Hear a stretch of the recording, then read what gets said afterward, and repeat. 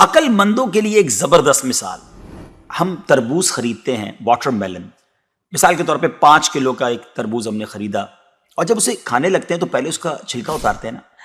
5 کلو میں سے کم از کم 1 کلو کا تو چھلکا نکل جاتا ہوگا، یعنی آلموسٹ 20%، 20% تو کم ہو جاتا ہے. مگر کیا کبھی ہمیں افسوس ہوتا ہے اس کا؟ کیا ہم سوچتے ہیں کہ ہم نے تو تربوز چھلکے کے ساتھ خریدا ہے، چلو آج چھلکے کے ساتھ ہی کھا لیتے ہیں؟ ایسا نہیں کرتے نا. اسی طرح مالٹے کا بھی حال ہے کہ ہم خوشی خوشی سے اس کا چھلکا اتار دیتے ہیں، حالانکہ ہم نے چھلکے سمیت خریدا ہوتا ہے، مگر اس چھلکے کو پھینکتے ہوئے ہمیں کوئی تکلیف نہیں ہوتی. یہی حال مختلف پھل اور سبزیوں کا ہے. اچھا، ہم چکن بھی تو خریدتے ہیں، زندہ ثابت، اسی کو تولتے ہیں، تلواتے ہیں، پیسے دیتے ہیں، مگر جب کھانے کی باری آتی ہے، پکانے کی باری آتی ہے، تو اس کے بال، اس کی خال، اس کی آلائشیں نکل جاتی ہیں، تو ویٹ تو کم ہو جاتا ہے، مگر کبھی اس پر دکھ ہوتا ہے؟ نہیں نا. تو پھر 40,000 میں سے 1,000 دینے پر، 1,00,000 میں سے صرف 2,500 دینے پر ہمیں کیوں بہت تکلیف ہوتی ہے؟ حالانکہ یہ صرف 2.5% تو بنتا ہے، یعنی 100 روپے میں سے صرف 2.5 روپے. یہ تربوز، کیلے، آم اور مالٹے کے چھلکے اور گٹلی سے تو بہت کم ہے نا. اسی تو زکوٰۃ فرمایا گیا. ہاں، ایک اور بات، سال میں ایک ہی بار دینا ہوتا ہے. مالٹے کا، تربوز کا تو ہر بار چھلکا اتارنا ہوتا ہے نا. یہ 100 روپے میں سے 2.5 روپے یا 1,00,000 میں سے 2,500 روپے سال میں ایک ہی بار دینا ہوتا ہے، اور اسی کو زکوٰۃ کہا گیا. کیا برکت والا کام ہے یہ. مال بھی پاک، ایمان بھی پاک، دل اور جسم بھی پاک، اور معاشرہ بھی خوشحال. اتنی معمولی رقم، یعنی 40 روپے میں سے صرف 1 روپے، اور فائدے کتنے زیادہ، اجر کتنا زیادہ، برکت کتنی زیادہ. تو اب اپنی زکوٰۃ ہم نے پوری 4 چیزوں پر ہوتی ہے، اس کو یاد کر لیں.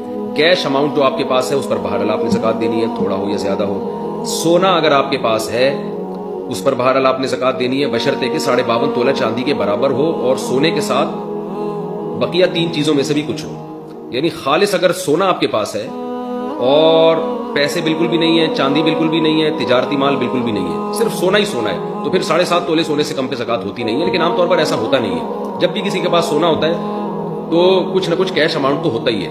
تو اس لیے پھر ایسی صورت میں سونا نہیں دیکھا جائے گا، بلکہ یہ دیکھا جائے، سونا اصل نہیں دیکھا جائے گا، بلکہ سونے کی ویلیو دیکھی جائے گی کہ 52.5 تولے چاندی کے برابر سونا ہے یا نہیں. اور وہ آدھا تولہ سونا بھی آج کل 52.5 تولے چاندی کے برابر ہو جاتا ہے. تو اس لیے دوبارہ بتا دیتا ہوں، 4 چیزیں دیکھنی ہے: سونا، چاندی، کیش اماؤنٹ اور سامان تجارت. تجارتی سامان کہتے ہیں وہ سامان جو آپ نے بیچنے کے لیے خریدا ہو اور اب تک بیچنے کی نیت آپ کی باقی ہو. یعنی جس دن زکوٰۃ نکالنی ہے نا، جو زکوٰۃ کے واجب ہونے کی تاریخ ہے آپ کی، اس دن بھی آپ کی بیچنے ہی کی نیت برقرار ہو، درمیان میں نیت تبدیل نہ ہوئی ہو. تو ایسی چیزوں کو سامان تجارت کہا جاتا ہے. کوئی پلاٹ آپ نے خریدا بیچنے کے لیے، کوئی مکان آپ نے خریدا بیچنے کے لیے، جو دکان میں آپ نے سامان ڈالا ہوتا ہے سارا بیچنے کے لیے ڈالا ہوتا ہے، لہذا جتنے دکان میں اثاثے پڑے ہیں سب پہ زکوٰۃ واجب ہوتی ہے. تو جو بھی چیز بیچنے کے لیے خریدی ہے وہ سامان تجارت میں داخل ہے. تو یہ 4 چیزیں اگر آپ کے پاس ہیں اور ان کی مالیت 52.5 تولہ چاندی کے برابر ہو جائے، جو کہ ہو ہی جاتی ہے عام طور پہ آج کل، تو پھر آپ پر زکوٰۃ ان کی واجب ہے. ان تمام چیزوں کو کیلکولیٹ کر کے ویلیو نکالیں، 40 پہ ڈیوائڈ کریں، جو جواب آئے وہ زکوٰۃ ہے. زکوٰۃ کا نصاب ہے جس شخص کی ضروریات زندگی نکال کر اس کے پاس اتنے پیسے جمع ہو جائیں جتنے 7.5 تولے سونے کے ہوتے ہیں یا 52.5 تولے چاندی کے ہوتے ہیں، 40,000 کی ہوگی. اس کا مطلب ہے جو آدمی اپنی ضروریات نکال کے 40,000 بھی جس کے بینک میں موجود ہے، سال گزرنے پر اسے بھی زکوٰۃ دینی ہے. اب جب ہم نصاب کرتے ہیں تو ہم چاندی کا کرتے ہی نہیں، ہم سونے والا نصاب کر لیتے ہیں تاکہ تھوڑا آگے جا کے زکوٰۃ فرض ہو، جلدی نہ ہو جائے. شریعت نے اجازت دیا یا چاندی کا کر لو یا سونے کا کر لو، لیکن چاندی کا نصاب لوگ جاگ رہے نا ابد رات. اگر کوئی سوئے تو اسے تھوڑا جگائیے گا، یہ آج فرض مسئلہ ہے نا جی، اس پر غور زیادہ ضروری ہے. اچھا دیکھیں، شریعت کا حکم ہے کہ صدقہ فطر یا 2.25 سیر گندم یا 3.5 کلو کھجوریں کس حساب سے دیتے ہیں لوگ؟ تو کھجوروں کے حساب سے کیوں نہیں دیتے؟ بولے جی، کیسی عجیب بات ہے.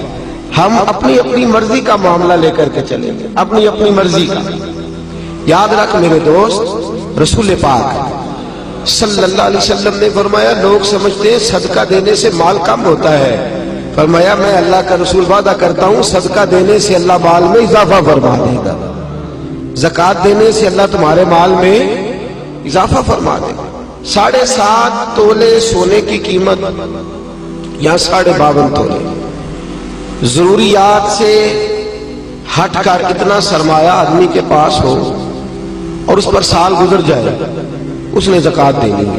کتنی دینی ہے؟ 40واں حصہ، یعنی 100 میں سے اس نے بولیے 2.5 روپے 2.5 روپے اس نے زکوٰۃ دینی۔ بڑا سادہ سا معاملہ ہے، بڑا سادہ سا، ہمیں پتہ ہوتا ہے کون سی گاڑی ضرورت کی ہے اور کون سی گاڑی فیشن کی ہے، ہمیں پتہ ہوتا ہے کون سی چیزیں میری ضرورت کی ہیں، کون سی میں نے اضافی رکھی ہوئی ہے۔ دیکھیں شریعت ایک محتاط زاویہ بیان کرتی ہے اور پریشان نہیں کرتی کسی کو بھی۔ جو تیری ضرورت کی چیز ہے اس پر زکوٰۃ اللہ پاک نے رکھی۔ ہیرے کی انگوٹھی کوئی شخص پہن لے، اس نے اپنی زوجہ کو، اپنی بیٹی کو، اپنی بہن کو ہیرے کی انگوٹھی پہنا دی، توجہ ہے آپ حضرات کی؟ خاص توجہ فرمائیں، ہیرے کی انگوٹھی وہ کروڑوں روپے کی مالیت کی ہے، لیکن چونکہ وہ خاتون اسے پہن رہی ہے اس پر زکوٰۃ نہیں۔ سونے پر زکوٰۃ ہے چاہے عورت پہنے بھی، یہ اللہ پاک کا قانون ہے نا جی، اس پر زکوٰۃ نہیں رکھی۔ اس پر اللہ پاک نے زکوٰۃ، نبی پاک صلی اللہ علیہ وسلم نے فرمایا وہ ایک چیز ہے، وہ بعض اوقات ایک ہی ہوتی ہے اور ضرورت کی ہوتی ہے، لوگ اسے پہنتے ہیں، تو منع جو ہے وہ کہہ دیا کہ اس پر زکوٰۃ نہیں۔ پھر آپ کے پاس 100 کلہ زمین کا ہے، 100 ایکڑ زمین ہے، لیکن وہ کاشتکاری کی زمین ہے، آپ نے اس لیے نہیں رکھی ہوئی کہ وہ مہنگی ہوگی تو میں بیچ دوں گا، ہے 100 ایکڑ لیکن کاشتکاری پہ رکھی ہے، اللہ نے اس پر زکوٰۃ نہیں رکھی، اس پر عشر رکھا ہے، زکوٰۃ نہیں ہے اس پر۔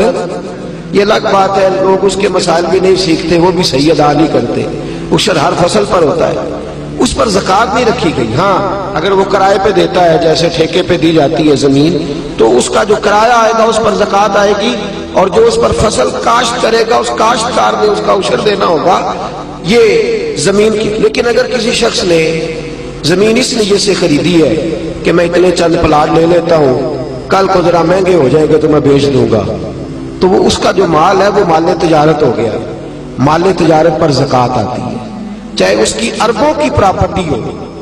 جو اس نے پلاٹ اس نیت سے لیے ہوئے ہیں، یا جو مکانات، جو دکانیں، جو چیزیں اس ارادے سے لی ہوئی ہیں کہ میں ان دکانیں ذرا مہنگی ہو جائیں گی تو میں ان کو فروخت کر دوں گا، تو اسے اس پر زکوٰۃ دینی پڑے گی۔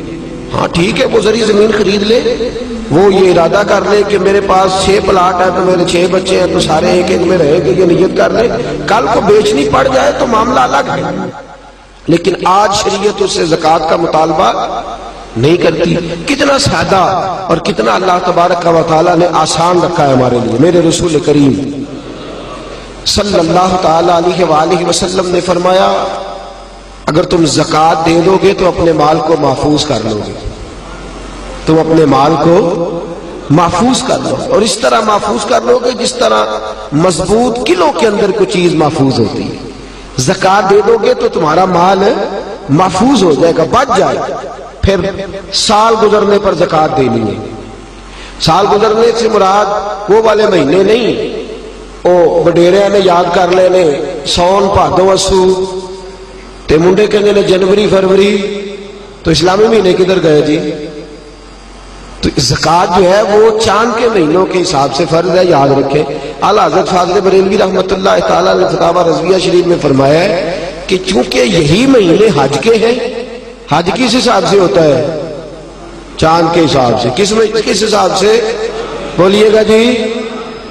رمضان کس حساب سے آتا ہے؟ چاند کے۔ تو فرمایا اللہ تبارک و تعالیٰ نے ساری عبادات تیرے اوپر چاند کے حساب سے فرض کی ہے، تو زکوٰۃ بھی اسی حساب سے تیرے اوپر فرض ہوگی۔ جب سال گزر جائے گا تو زکوٰۃ تیرے اوپر فرض ہو جائے گی۔